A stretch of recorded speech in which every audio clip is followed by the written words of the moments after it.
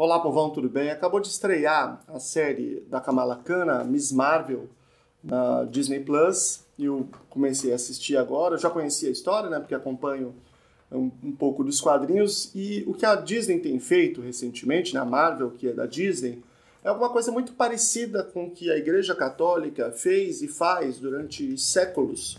Um fenômeno chamado inculturação. E é bem interessante fazer esse paralelo aqui para a gente refletir sobre esse fenômeno, o que ele representa do ponto de vista cultural, né? Pensando criticamente sobre esse fenômeno. Então, deixa eu só explicar o que é que tem acontecido.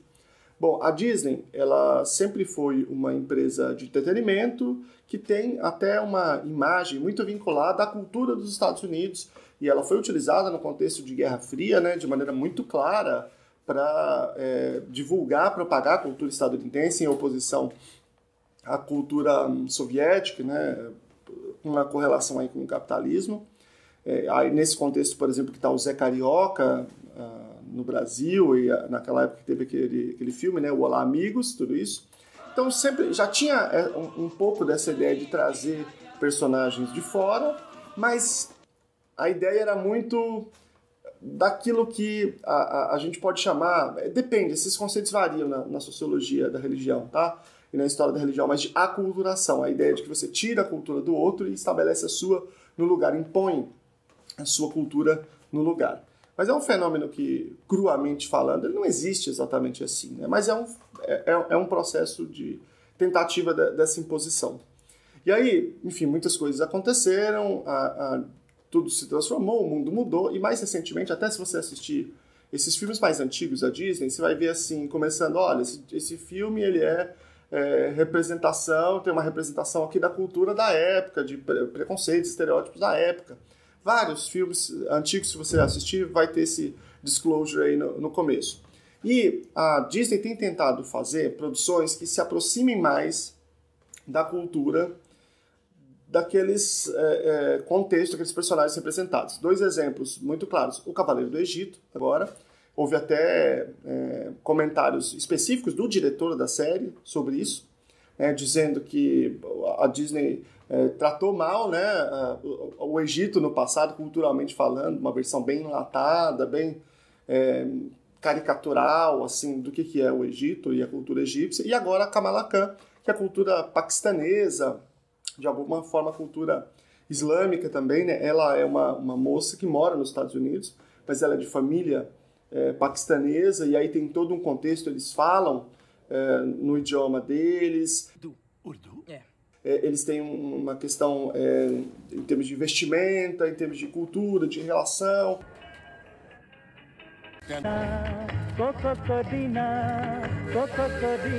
Eles falam em algum momento do halal, por exemplo, que é um tipo de preparação de alimento de uma parte dos islâmicos, né? Uma coisa mais, digamos assim, mais ortodoxa. Caramba, quem sabe abrem um halal gás dessa vez. Essa cultura paquistanesa, portanto, ela aparece com muita força nesse primeiro episódio. Quer dizer, então, que ele é uma série que, particularmente, é uma série de cultura paquistanesa? Não. Tem vários elementos que são completamente contrários à cultura paquistanesa hegemônica, digamos assim. Mas nós vamos chegar lá ainda. Vamos agora fazer um olhar aqui para a Igreja Católica. Eu acho que as pessoas devem se lembrar daquilo que a gente viu na escola, né, sobre a Igreja Católica chegar nos lugares, impor o cristianismo, principalmente no contexto da expansão ultramarina, em que eles chegaram aí na América. Só que é muito mais complexo do que pressupõe um discurso assim mais rápido, mais fácil, e até um pouco correspondente aos dilemas atuais e esse discurso anti-imperialista e tal, né? Na verdade, por exemplo, se você pega todo o processo em que os jesuítas no Brasil estabeleceram as missões, você de fato tem uma imposição do cristianismo, tem uma violência física e simbólica importante, mas você também tem uma incorporação dessa cultura indígena que levou, inclusive, a conflitos entre os jesuítas das missões com os portugueses, né, que vocês podem ver aí muito bem apresentado no filme Missões, um filme fantástico, né, sobre isso. Eu vou colocar aqui para vocês o link para quem quiser assistir, né, saber um pouco mais desse filme, que apresenta este conflito entre os europeus. O bicho pegou, o pau quebrou mesmo aqui. Porque, na verdade, o fato é que não existe uma aculturação total sempre. O que pode existir é que na interação entre duas culturas, uma cultura ela resiste mais à mudança, ela se sobrepõe de uma maneira violenta e autoritária, né? Mas, de fato, todas as duas são tocadas por essa relação. Essa interação, ela naturalmente produz esse resultado. De modo que, por exemplo, a palavra aculturação, ela começou a cair em desuso e se incorporou essa outra palavra, né, que é inculturação, a partir de 1985, ali com João Paulo II, que é essa ideia de que a igreja e o catolicismo, né, a fé, ela entra dentro da cultura. E aí, qual que é o fenômeno interessante, mais interessante desses processos de inculturação? É especificamente a figura de Nossa Senhora, que é a mãe de Jesus. Jesus é um cara lá hebreu, né? Então nós estamos falando de alguém ali da Palestina, do Oriente Médio. Só que, nos vários lugares em que a Igreja Católica teve proeminência, houve o reconhecimento de alguma Nossa Senhora que apareceu naquele lugar. Mas ela não apareceu só num lugar diferente. Ela apareceu com as características daquele povo. Então, Nossa Senhora de Guadalupe, lá no México, era indígena, tinha uma feição indígena. É uma roupa, ela tem uma relação com a cultura, vista por pessoas dessa cultura. No Brasil, uma Nossa Senhora Aparecida, negra, preta. A característica da grande maioria da população no Brasil, naquele contexto. Né? Então se relacionou, se incorporou à cultura brasileira para criar todo esse culto de Nossa Senhora Aparecida, Nossa Senhora de Fátima, Nossa Senhora de trocentas Nossa Senhora, de tudo quanto é lugar do mundo.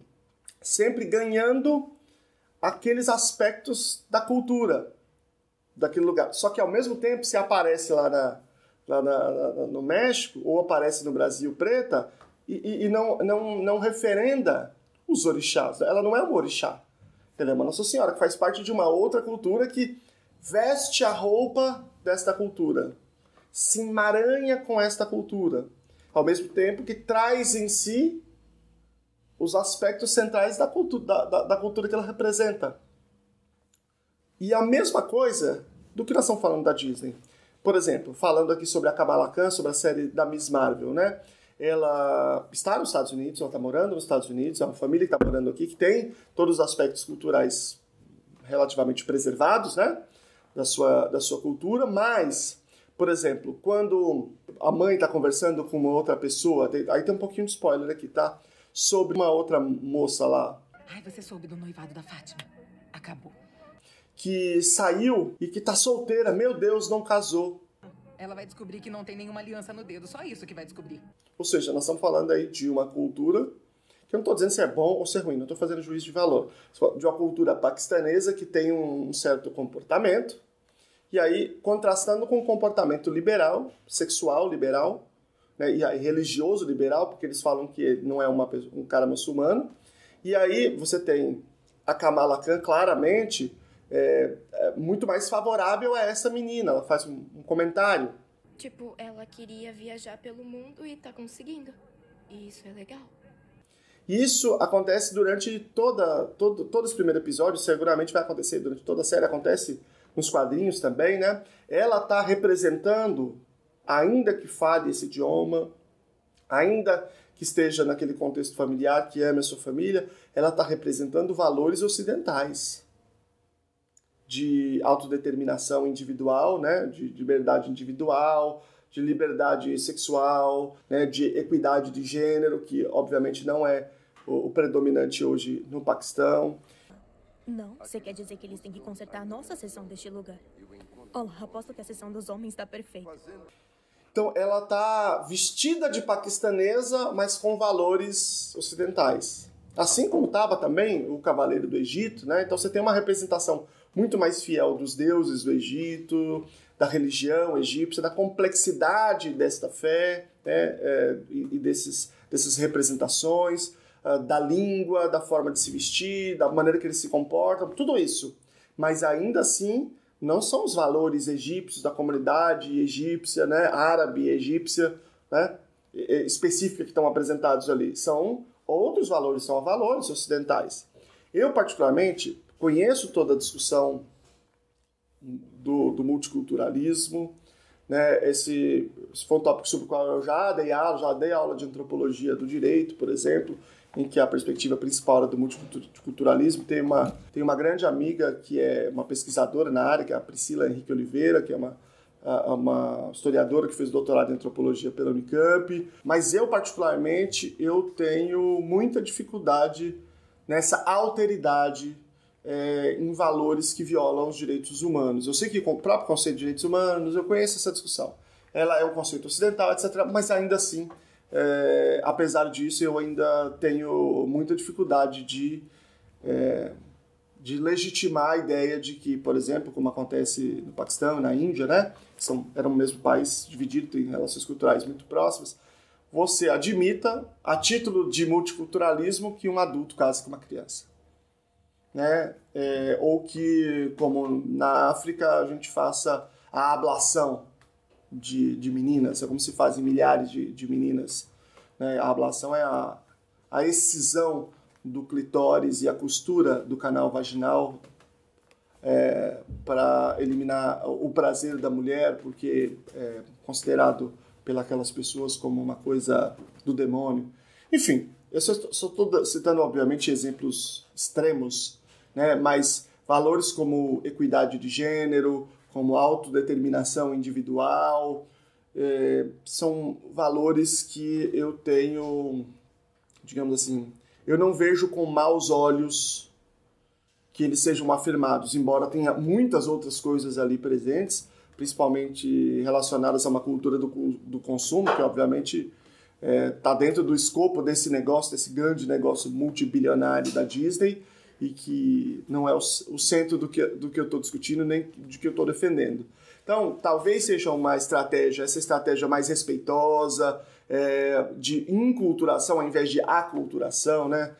Como, por exemplo, no caso que eu acompanhei mais, que já está mais claro, do Cavaleiro do Egito, do Cavaleiro da Lua, que é no Egito, você tinha um diretor egípcio, atriz egípcia, você tem uma heroína egípcia, você tem muito mais uma relação muito mais orgânica com essa cultura. Talvez seja um caminho muito mais interessante para esse diálogo de direitos humanos, esse diálogo de alguns valores essenciais para essa cultura e para esse respeito de direitos humanos, do que a cultura que a gente veio construindo da Guerra Fria, uma cultura de imposição muito mais forte, né, muito mais expressiva. Não sei, eu acho que a gente tem muita crítica para fazer, acho que é justa, a gente precisa fazer, mas acho também que tem alguns sentidos positivos de que a gente possa dialogar com respeito, ainda assim sem abrir mão de alguns valores